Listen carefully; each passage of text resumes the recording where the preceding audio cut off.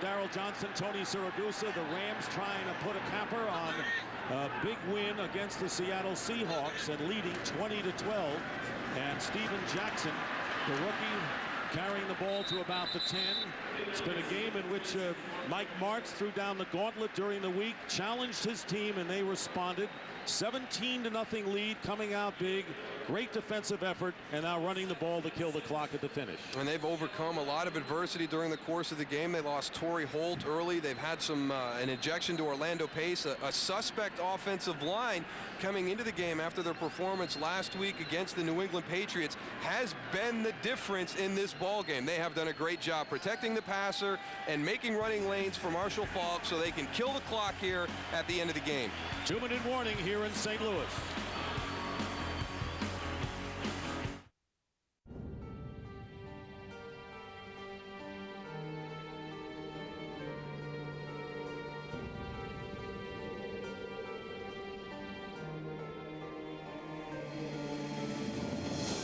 This February,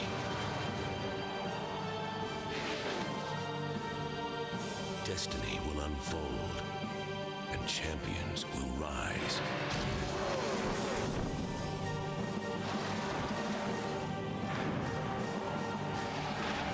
Super Bowl 39. The Daytona 500.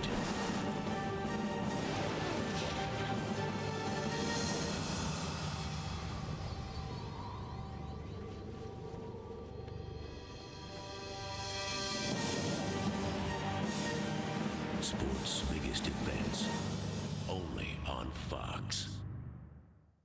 It's Fox Big Fat Comedy Sunday. On The Simpsons' 16th season premiere, Bart discovers the facts of life. You know what a boob is? Oh, yeah. Good. That'll save us some time. Then everyone's falling for Arrested Development. You're building a house? Give it to him. It's not a real house. He's not a real man. And how far can we The first dollar, I saved my first million. pretty far? It was kind of like Mission Impossible. It all starts with a new Malcolm at 7:30 tonight on Fox. Fox Tuesday. Experience the most exhilarating, suspenseful, breathtaking competition ever on television. Come along for the ride with billionaire Richard. 2 minutes remaining in this big NFC West clash. First time these teams played. The Rams came from 17 back in just under 6 minutes remaining to win the game in overtime. And welcome our latest viewers as the Falcons roll again, beating Tampa Bay. Dick Stockton along with Daryl Johnston, the Goose, Tony Siragusa down on the field, the extension of what we do down there with the big guy. Thank you very much, Dick. Walking around in casual clothes and making interesting comments throughout the day. Ninth play of this drive and the handoff to Steven Jackson. Jackson is in there because Marshall Faulk getting a breather after a 136-yard effort.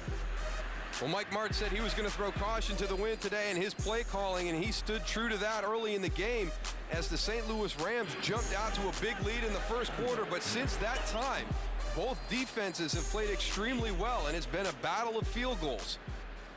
In fact, Mike Martz's defense has not allowed the Seahawks to score a touchdown. There was one critical interception in the first half by Hasselbeck as Faulk comes back in.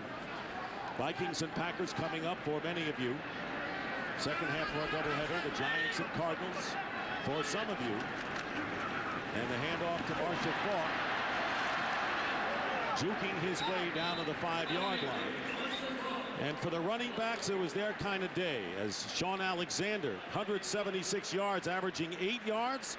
Marshall Faulk averaging 7.7, but it was the big fumble, the strip behind on Alexander, who might have been in position to score for Seattle with the latest game-turning play in the fourth quarter. Yeah, the turnovers were critical because of where they happened. Matt Hasselbeck's interception was ruled down at the 1-yard line, and Sean Alexander's fumble came after a long run where he was inside the 10-yard line. So not only a turnover, but points given away by the Seahawks. Today's game produced by Bob Stenner and directed by Sandy Grossman. Thanks to our crew, the associate director director Charles McDonald, sideline producer Jacob Ullman, the broadcast associates Wayne Wilson and Michael Thompson.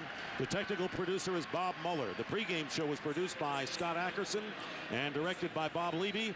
The studio technical supervisor is Jack Simmons. The senior producer is Bill Brown, and the executive producers of Fox Sports are Ed Gorin and David Hill. I'd like to thank our spotter Chris Visser, statistician Rick Odioso, and Mike Eldridge and Charlie Dameyer with the numbers downstairs. Big win for the Rams. They will go to 5-4, tie Seattle for the NFC West lead, but will have beaten Seattle twice to nail down the #1 tiebreaker, the head-to-head. This is a 23-yard field goal attempt by Jeff Wilkins. And Wilkins' kick is perfect. Third field goal of the game for Wilkins. And it's now 23-12 in favor of the Rams. So this is what the NFC West will look like should it end this way with 26 seconds left. And it'll be a battle royal the rest of the way. But right now, the Rams have the big tiebreaker. They really do. And it's just amazing to see the way this game has gone, the way it started off and the way it's finished. I don't think anybody expected this game to be about defense and the running game, but that's really what it broke down into after that first quarter. But I want to give a lot of credit to Mike Martz. And he talked about throwing caution to the wind and calling a very aggressive game, but I don't believe he did that today. I think he opened up the game with that, and he got his team to a certain point, but his play calling down the stretch in the second half I thought was very good, because his offensive line, after the ejection of Orlando Pace, you had some new guys at the tackle position. They flipped the right tackle over to left, brought Blaine Saipaia in to play the right tackle, and he went to a more conservative style. He ran the football, threw some screens, some three-step drops. He never put those guys out on islands and risked having the sack fumble late in the game. Look at the play selection from the first half to the second. In fact, the only touchdowns were in the first quarter. Mark Bulger throwing to Kevin Curtis, and then Steven Jackson with the run. And after that, it was a ball control effort. So the Rams players responded to an angry week by Mike Martz. Jeff Wilkins, and the kick returned by Kerry Carter in the end zone. Seahawks are out of timeouts. Flags are down as Carter is tackled shy of the 30. Well, the big question is what happens to Seattle at this point. Seattle, one of the favorites in the preseason to represent the NFC in the Super Bowl. You wonder where this puts them at this point of the season, because November, you know, they have all this confidence because November is their month. They kind of turn it on and play great offensively. Personal foul, blocking below the waist, number 82 of the kicking team. Well, the Rams defense came alive. Correction, personal foul, number 82 of the kicking team. 15-yard penalty from the end of the run. 4th down and 1. The 4th and 1 was critical, and that play by Leonard Little right there was a big emotional turn. And there's the hustle by Aeneas Williams. That was the other turnover we talked about. Sean Alexander, after a big run, had broken it inside the 10-yard line. And Aeneas Williams came from all the way across the field. He was in the slot on the opposite side, actually got held and was able to fight through that, never gave up on the play, and probably came up with the biggest play of the afternoon. There's no question about it. And that 4th and 1 hold in the second half, first possession, proved to be huge for the Rams today. And you asked a good question about what happens to Seattle Seahawks and where they stand. They do have 5 of their last 7 games at home, but they've got to win the tough road games. But I don't think that's as big an issue this season as it was last year for Seattle. All right, so for those of you who are watching that Seattle-St. Louis game, again, we've got to get you to your game on time, according to NFL rules. Let's bring you inside and talk about this contest with my colleagues here. St. Louis got the job done. Marshall Faulk, 137 yards on the ground. Whenever they run the ball, they look impressive. 17-1 whenever the Rams rush it 20 times or more. Yeah, and I echo what Daryl Johnston says. You know, attitude for this football team. Mike Martz set the attitude at the start of the week. This team was ready to play, much more ready to play than what Seattle was. Over 400 yards rushing between these two football teams. The difference in this game was the inability of Hasselbeck to perform, particularly on 3rd down. And I tell you, that was a profound remark by Terry Bradshaw, commenting on this contest as well. We'll certainly look forward to more of that later. But we're going to get you out to your game as we continue here on Prayers Fox. are answered, Doubleheader folks. coming your way right after this. Drinking water makes you feel better, look better, and your whole body more beautiful. Hey, pretty boy, the meat is running. So to make your body happy, drink more water. Aquafina. The level of talent has risen. The anticipation is at an all-time high. Dressed for success once again. The NBA live Thursday with the following game on Orbit ESPN. And the Minnesota Vikings here in Green Bay, Wisconsin. And you can see the attitude that Mike Tice is showing his team. They've lost 2 straight. Trying to snap that streak, get back on the right track. And we welcome you to Lambeau Field, home of the Green Bay Packers. And welcome to the broadcast booth, everybody. I'm Joe Buck, Troy and Chris in just a second. This is a battle in the NFC North, and who would have thought that here in Week 10, after a 1-4 start, the Green Bay Packers, with a win today over Minnesota, could take over first place in the division. Chris Collinsworth, I'll turn to you and start with the Vikings. Right. They don't have Randy Moss again today, and it seems like they finally come to grips with that, and they're just going to do what they do. They finally accepted it, haven't they? Yeah. There was really a feeling amongst the Vikings that after they lost Moss, they quit attacking. They quit playing their style of football until maybe the second half of the game last week against the Colts. And then Dante Culpepper started taking over that game. You saw him run as they spread the offense out. You saw the bootlegs. And if Dante Culpepper can get his game going and begin to distribute the football, Troy, they have plenty of playmakers on this team. Maybe the bigger question is, can their defense get it done? Well, they really do have playmakers, and even without Randy Moss, this is a Green Bay secondary that's going to get tested. It's a young, inexperienced group. Darren Sharper is going to be limited in his playing time here today. And then on the offensive side of the ball, Mike Sherman said to us, we want to be physical. And what that means is they want to run Amon Green and run them often. They feel like last year when they had their success and won at Minneapolis, it was because they were able to run the football successfully. Expect that again today if Green Bay's going to have a chance in this one. And I guess in a sentence, guys, to sum it up, the Green Bay Packers are going to run the ball early to set up the pass. The Vikings telling us they're going to throw the ball, press it early to try to set up the run and test that secondary of the Green Bay Packers. To check on how your fantasy team is doing, text message 63504 on your singular wireless phone or log on to foxsports.com. Vikings will kick it away, and we'll get an early look at Brett Favre in this Green Bay offense. Packers coming in at 4-4, again starting with a record of 1-4. You see this series history, hard to believe it's even, 42, 42, and 1. The Packers have won 4 of the last 5 here at home. And the last 4 games, a lot of points. And today should be no different. Jose Cortez, the Viking again, will kick it away.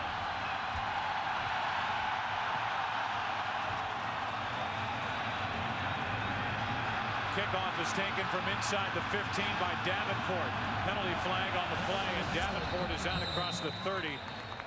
A return of 19 yards. We know that an audience just joined us, and while we figure out what the penalty is and we watch Brett Favre casually walk out onto the playing field, we'll remind you that this is a battle for first place in the NFC North. The 5-3 Vikings, the 4-4 Packers. Green Bay has won 3 straight, and they're talking to Brett Favre and the Green Bay Packers. See if this penalty is against the Minnesota Vikings. There are 2 fouls on the play. Offside on the kicking team. During the return, holding number 51 of the return team. Green Bay has elected the option to offset those penalties and re-kick. So we get to watch the opening kickoff again. The audience that just joined us, it's like you're here from the very beginning. Oh, there's 14:55 on the clock. We did that for them. Yeah. You know, didn't want them to miss anything. Mike Tice and these Minnesota Vikings guys are having to hear a lot about last year after that 6-0 start and then a stumble down the stretch, 3-7 their final 10 games. And I guess you can say more of the same from the Green Bay Packers. A 3-4 start last year. They go 7-2 in their final 9, and they win the NFC North. And right now, as it stands, Minnesota on top in the North, Green Bay and Detroit. If Green Bay wins, no matter what Detroit does, and they took on Jacksonville today, and we'll look at the scores and see how Detroit ended up. Green Bay with a victory today would be on top of the division at the end of the afternoon. They are tied, I'm told, 17-17. There it is, 2:50 left. So here we go again.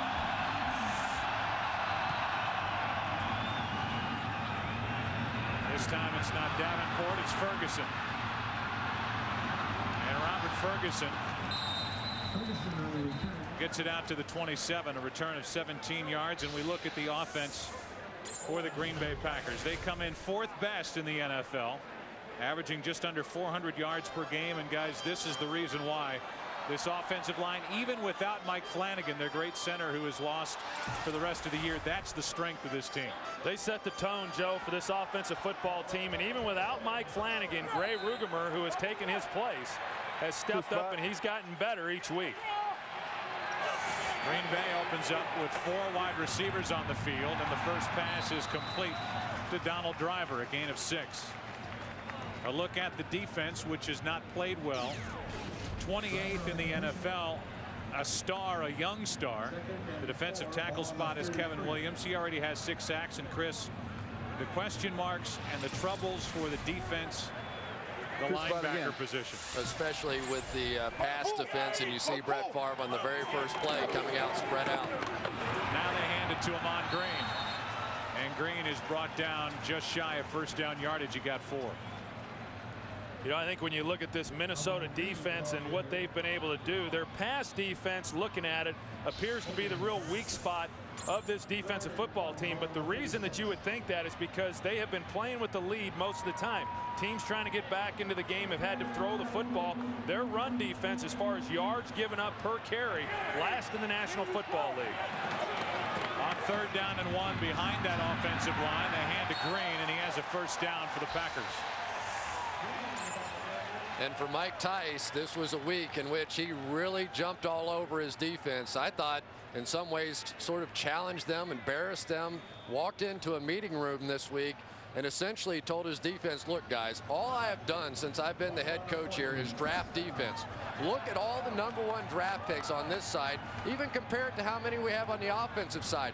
And yet our defense over the years has not gotten better. It's a matter of effort. It's a matter of how hard you play. We've got to see it today.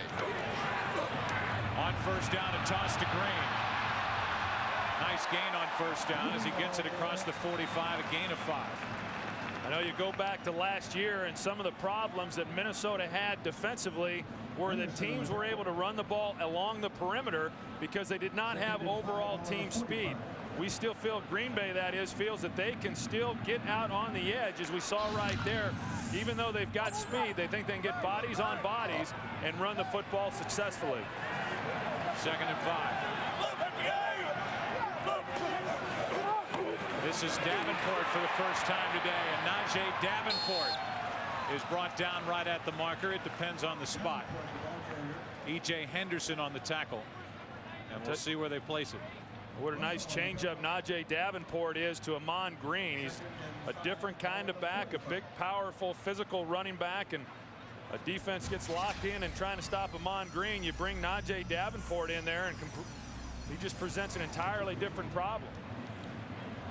And really, you go back to the game in which they won in the Metrodome a season ago. They won it running the football, but specifically, they run it outside in that game, and they were able to just gouge them for about 270 yards. There have been a couple of times this season where the Packers have had to go back to old-style Brett Favre football. That's not really what this team has done over the past year and a half. They are a running football team. It's no longer all in the hands of Brett Favre, but in a shootout that we witnessed at Indianapolis, he showed he still has it. On first down, they hand to Davenport. met in the backfield, and Najee Davenport is lucky to get it back to the line of scrimmage. Let's go for a game break, and for the first time, say hi to JB. And hello, Joe Buck. Overtime affair between the Jets and the Ravens, won by Baltimore. Matt Stover's 42-yard field goal pushed Baltimore to its second consecutive victory over the Jets here. And take a look at Eddie Drummond of the Lions. He had one punt return for a score. This is the second one coming with less than a minute remaining, 83 yards. That ties it up at 17. 2 seconds left in regulation. Back to Joe Buck. Thank you, JB. Favre has to sprint out and now flips it downfield, incomplete. Javon Walker the closest to it, and downfield Brian Russell was in position for Minnesota. What a block by William Henderson. Oh man, William Henderson looked like he missed the block initially, didn't want to make the block in the back against Chris Claiborne, and then came back and just a decleater is what they used to call that one back in the glory days. Wow, what a shot to open this game. Whose glory days were those? I don't know. I just throw stuff out. You guys do with it what you will. Third down and 10.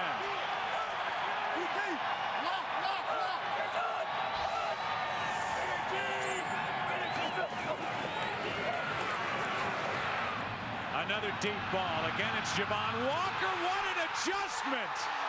Oh, what a play by Walker for the touchdown.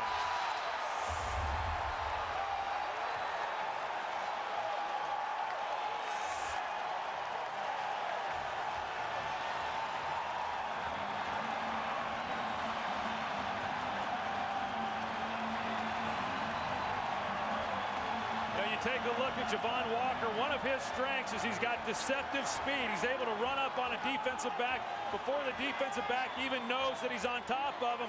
One-on-one outside. He just goes up for the ball. He wanted it more than Brian Williams, and he comes down with a great play and concentration, Javon Walker. Troy, I've got to tell you, I thought that was an interception by Brian Williams all the way. It looks like he had it completely lined up, and who has played better in the National Football League this year than Javon Walker? What a breakout season this young man is having. That's why I practically pulled a groin calling that touchdown, because as we're watching the thing unfold from up here, you're thinking that ball's picked off and Minnesota's going to take over, and then Walker, who, guys, he has really matured over the 3 years he's been in the NFL. After we got a chance to talk with him yesterday, he made the play, and for a quarterback, Troy Aikman, you got to love it when a guy on the other end does something like that for you. Absolutely, and that's why Brett Favre keeps throwing it in his direction. He's having his best year so far this season, already a career high for receptions. And you know, you talk about how much he's matured, Joe. How about when we talked to him his rookie season? He was still bright-eyed at that time,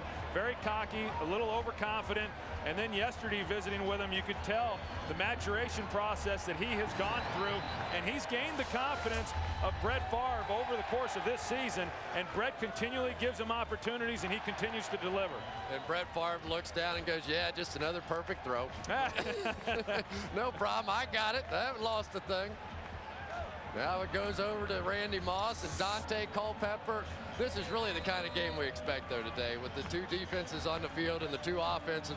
Should be a lot of scoring out here. The only problem for Minnesota is Moss is wearing street clothes underneath that top coat over on the sideline. This is Campbell. Campbell with a great return, and as he is dragged down, penalty flags fly. Looked like maybe a face mask on the end of that one. Torrance Marshall on the stop. Hawthorne was in the vicinity, and right as Campbell was going down, that's when the flags flew. And the return game last Monday night against Indianapolis got the Vikings back in that ball game. A nice return here by Kelly Campbell. Now the officials are huddled up. I agree, Chris. It looked by where the flags were thrown that the flags are going to be called, or the penalty that is going to be called on Green Bay. There are two fouls. Holding 89, the return team. Face mask, number 27 of the kicking team. By rule, the ball is placed at the spot of the return team foul. First down. So in essence, the penalty's offset.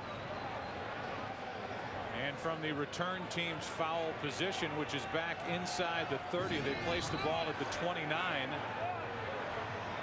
That's where Minnesota will take over. So instead of starting from outside their own 40, a 32-yard return by Kelly Campbell, they start at their own 29-yard line, down 7.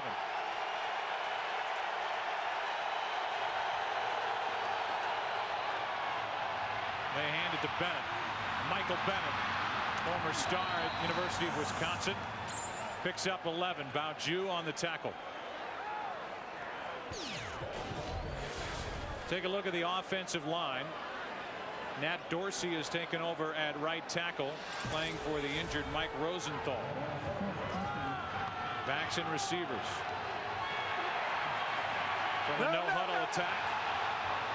Pass is incomplete. Penalty flag on the play. Pass was intended for the tight end Burton. Yeah, that ball was close to being intercepted. Minnesota electing to go to the no-huddle offense right off the start.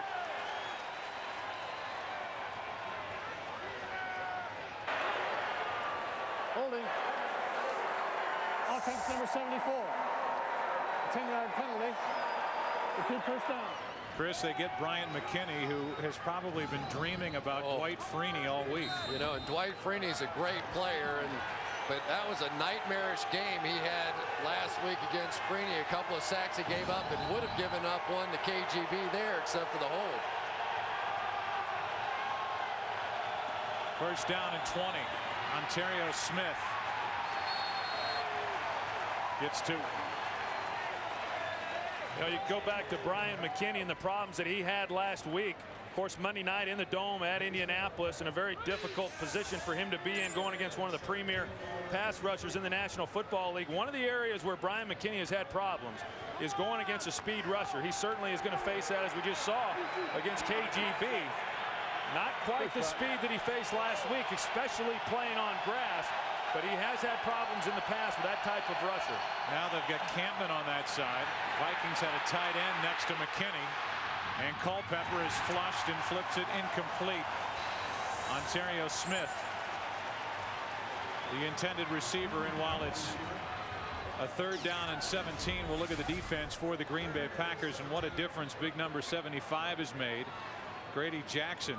The Packers are 9-2 in the regular season since they picked him up. This year they went 1-4 without him after he was injured in the opener against Carolina. And there's the young secondary.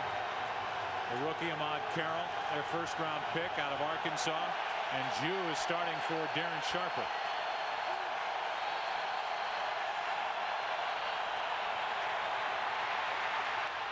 Culpepper can't find anybody, and now on the run he fires, and the pass complete. Marcus Robinson, and a pickup of 22 yards and a 1st down. Great job by Robinson there to keep working down the field against Al Harris. And talking with Al Harris this week, he said, my biggest concern is when Dante Culpepper is in broken play situations. He turns it into Hail Mary ball. You never know where the football is going to come. Clearly, Al Harris does a great job in coverage here. He has them for 4 or 5 seconds. Typically, that's enough. But when you play against Dante Culpepper, it is not enough. You have to stay on him the entire time.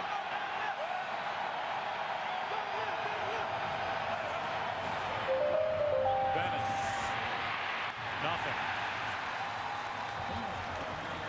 Mark Roman, the strong safety, up to make the stop, and Cullen Jenkins, who to this point has been known as the younger brother of Chris Jenkins, starting to make a name for himself in on the tackle as well. Yeah, he really is, Joe. He's played very well. He's got a sack in each of the last 2 ball games, and let's not forget, he played NFL Europe football this offseason, and so he's played a lot of football prior to coming into this season. You wonder how his body feels. He's got to be feeling it a little bit, the amount of plays he's been playing. Play action on 2nd down and 10. Pass is flipped and caught by Burleson, a gain of 6. I think you're already starting to see the difference in the game plan now for the Minnesota Vikings, and it's going to revolve around Dante Culpepper. You saw against the Colts that when they really started to open things up with Culpepper, when he started running the football, when he started with the bootlegs and the play action, it just put so much pressure on a defense. He's a huge guy, and little defensive backs want no part of him coming out on the edge. 3rd down and 4.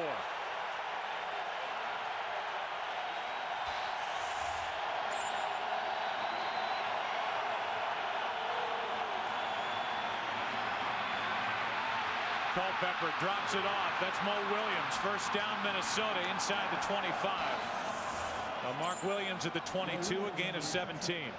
And that's one of the things that Minnesota has going in their favor, is because there's so much of a vertical passing game. A lot of times things open up underneath with the checkdowns. You see Mo Williams, he tries to get the chip on the outside on KGB, and because of that, he gets lost. That should be a linebacker coming up to cover him. He gets underneath it, he gets the ball, and he's out in space, and he's able to pick up the first down.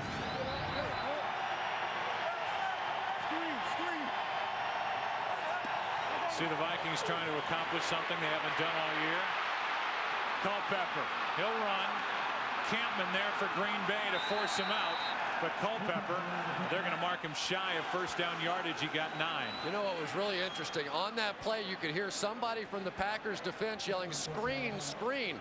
So Dante drops back to pass. Maybe he heard it too. He looks over, the screen's not there, and what does he do? He takes off running and picks up a big gain. Well, Bennett gets locked up. He can't even get out into the screen area to get the ball, and that's the dimension that Dante Culpepper brings you. When it's not there, he has the ability, because of his size and speed, to still pick up positive yards. Ontario Smith in the backfield on 2nd and 1. Toward the end zone, the pass is caught for the touchdown, Wiggins. What a throw by Dante Culpepper, and for the first time this season, it's an opening drive touchdown for Minnesota. And I'll tell you what, Jermaine Wiggins has really brought a lot to this football team. Was with Carolina last year, and this time he's matched up on linebacker Hannibal Navies. He starts out to the flat. They run a wheel route, meaning he comes back up the sidelines, and Dante Culpepper just puts that ball the only place he could put it. Hannibal Navies never gets his head turned around, and that's why Wiggins is able to make the touchdown reception. Troy, let me tell you something. That was an MVP type of drive by Dante Culpepper. Had 3rd and 20, picks it up. Made play after play with his feet, with his arms. That was a phenomenal, sensational drive by Dante Culpepper. Gus Frerotte just earned his money for the day, taking that wild snap, getting it down for the extra point. Randy Moss on the sideline, and the other star in this offense, Dante Culpepper, engineered the drive to tie this game. Well, we see Gus Frerotte wearing gloves right there. Before the game, he and Morton Anderson were talking. In fact, Gus Frerotte told Morton Anderson he was going to wear gloves. Morton Anderson said, I don't care what you do, just get the ball on the ground. He was able to there. And another look at the throw by Dante Culpepper, and boy, it was, Chris, you're right. A great drive by Dante Culpepper along with the rest of that offense. And they've got the weapons offensively to do some good things on that side of the ball. They don't have to be completely dependent on Randy Moss. And I know a couple of weeks ago, they thought they were going to get some playing time by Randy Moss against the Giants. When he went and sat down there in the second half, there was a big letdown for that team. And now they're finally coming to grips that, hey, he's not going to be out there, and we've got to step it up, and they certainly did on that drive. You know, I thought Scott Linehan made a great adjustment during that drive. Clearly, Bryant McKinney could not handle KGB, so they started chipping with the tight end and the back on occasion, and it really paid off, gave him just enough time to get it going. Cortez is here to kick it deep, and he gets it only to the 15-yard line. Najee Davenport. Good return out across the 40. And for the first time today, we say hello to Pam Oliver. Hey, Joe, the Vikings may not have Randy Moss on the field, but he's contributing in other ways. The coaches say that Moss attended every meeting of his fellow receivers, offering suggestions and advice. He's also trying to stay in shape with his upper body, particularly lifting weights and also taking part in some boxing drills. I spoke to him before the game. He says he is feeling fine. The Vikings certainly hope so. They hope to have him back in a couple of weeks versus Jacksonville. Back to you. Thanks, Pam. Yeah, probably not next week, but they hope the week after for Moss. A toss to Amon Green. And with that string of blocking out in front of him, Amon Green turns it back upfield and gets 4. Yeah, I think it's interesting when we talk about Amon Green coming into this game and him being a factor in it. Surprisingly enough, over the last 6 games, Amon Green has only had one 100-yard rushing day, and that's not typical of this football team and what Amon Green has meant to them. Of course, he had the big game a couple of weeks ago against the Dallas Cowboys, but since that time, he's been relatively stymied. Wall, the left guard, went too soon.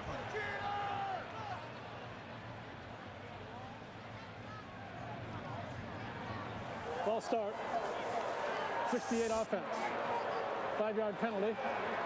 Remains second down. You know, guys, you come into this game and you believe it's a matchup of teams that offensively have to cover for deficiencies with their defense, and that's been the case for Green Bay. It's certainly the case for the Minnesota Vikings. And here with over 5.5 minutes to go in the first quarter, already 14 total points on the board.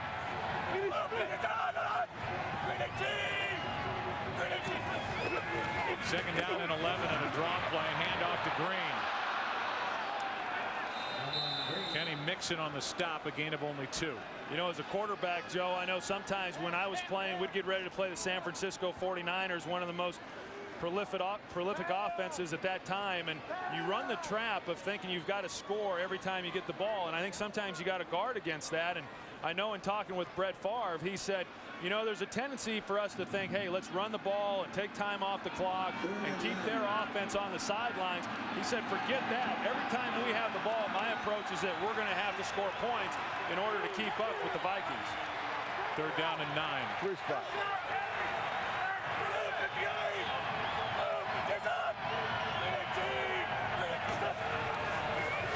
Blitz coming from Minnesota. Green Bay picks it up. Ferguson on the catch, but he's brought down at the 45, 7 yards shy of a first down.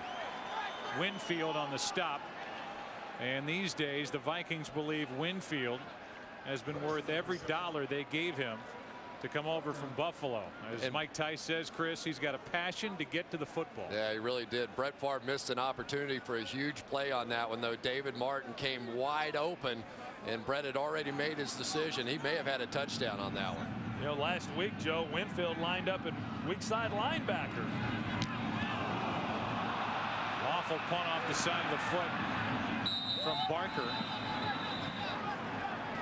The ball is out of bounds at the 27, and Kelly Campbell. I know this. He's one of Chris Collinsworth's favorites. He gives us a scouting report on the wide receivers for Minnie. We don't have your boy Superman, Randy Moss, no more. So guess what? You got Marcus Robinson, who think he's Air Jordan, going up trying to snatch the ball. You got your boy Nate Burleson doing his thing, you know. You think he got the Harlem Shake, and you got your boy Kelly Campbell. It is what it is. Yeah. Every day I do, and there it is. Thanks, Kelly Campbell. It is what it is. How do you get better than that? On first down, they do a reverse. On cue to Kelly Campbell. Let's see what he does. Makes a little move, and that was really not much. I'll tell you how you get better. You score a couple touchdowns. Well, that'd be right, too. He has 1 on the year and 14 catches. Oh, that's funny stuff, though.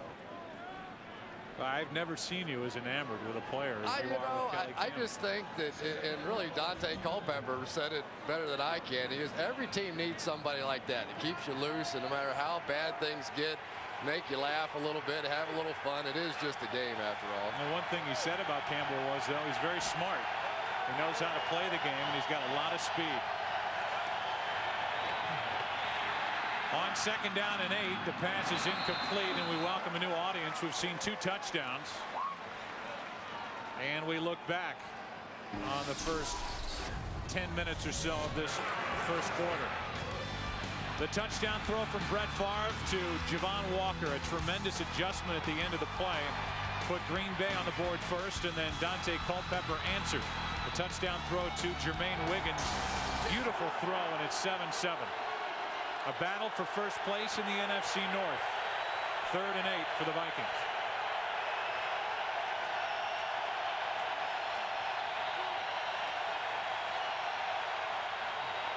Back out of a blitz. Culpepper has his arm hit as he lets it go, and in the direction of Wiggins. It's incomplete. Time to punt.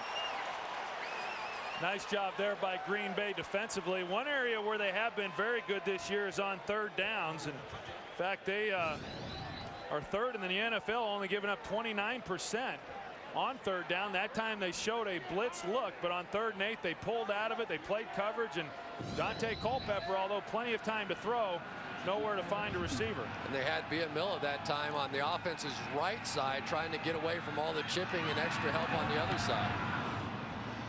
Bennett with a punt and the catch by Chapman.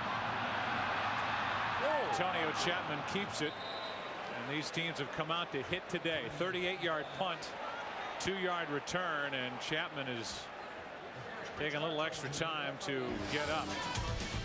We go back to last year. The Vikings started 6-0 and then fizzled, losing 7 of their last 10.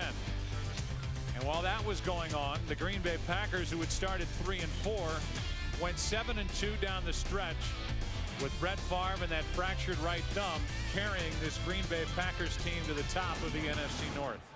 It's a little bit unfair right now to try to compare this year's Vikings team to what happened last season. Of course, the Giants game this year is one that comes back and haunts them. They lost on the road to a very difficult team last Monday night, and now they're playing another difficult team on the road here today. Handoff is to Ahman Green. Chris, all we heard from Scott Linehan and from Mike Tice about the game on Monday night was how positive they were after the loss to the Indianapolis Colts. Yeah, I think they were really nervous that, in fact, they weren't very good without Randy Moss in the lineup, and they couldn't run the football, and they couldn't have the big plays. And then all of a sudden, from about the middle of the second quarter on, they started to look like themselves again, and you could tell this was a team that started to regain their confidence offensively, even though their star was on the sideline. 2nd down and 8. Favre down the far sideline. Pass is caught by David Martin. And they're going to say that the defensive back forced Martin out of bounds, so the catch is good. And a force out is not reviewable.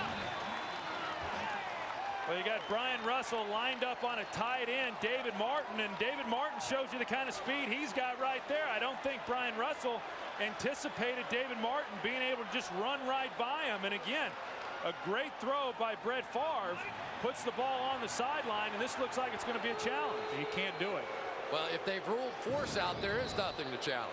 And that's exactly what the official did. He motioned force out. The only thing they can review on a play like that is if Martin maintained control on the catch when he hit the ground. But they cannot review whether Russell here forced Martin out of bounds. They cannot review the force out, Joe. Now it's a matter, did he maintain possession going all the way to the ground? As it shows there, he did.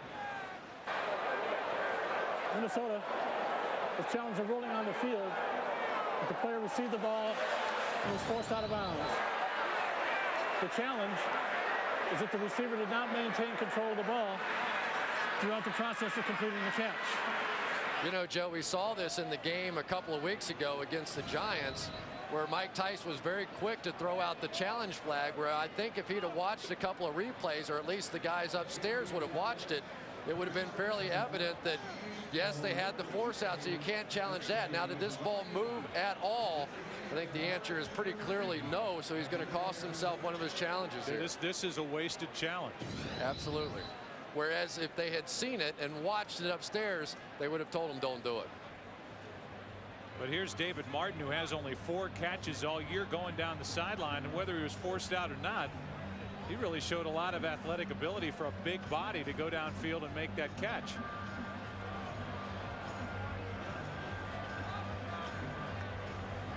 We welcome a new audience to this game at Lambeau Field, a battle for the NFC North here in Week 10. A challenge of a play, a reception by David Martin. The ball right now is at the Minnesota 28, and we expect it to stay there. We'll take a break. I used to start. Great sports moments this November on Orbit. The Saudi League is a powerful attraction for all soccer fans. The NFL keeps getting tougher game after game. The emotional swing of the Dutch League knows no rest.